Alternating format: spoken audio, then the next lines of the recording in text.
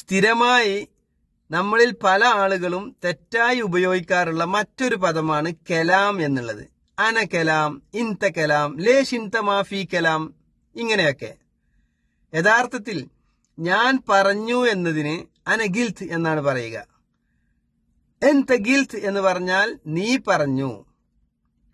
ഉഷ് ഗിൽത്തലി യാ ഹബീബി, സഹോദര താങ്കൾ എന്നോട് എന്താണ് പറഞ്ഞത്? അന മാ ഗിൽതു ലക് ഷൈ, ഞാൻ ഒന്നും പറഞ്ഞിട്ടില്ല. ഞാൻ പറയാം എന്നതിന് അനബിക്കല്ലം, അനബിക്കല്ലമക് ബുക്ര, ഞാൻ നാളെ താങ്കളോട് പറയാം.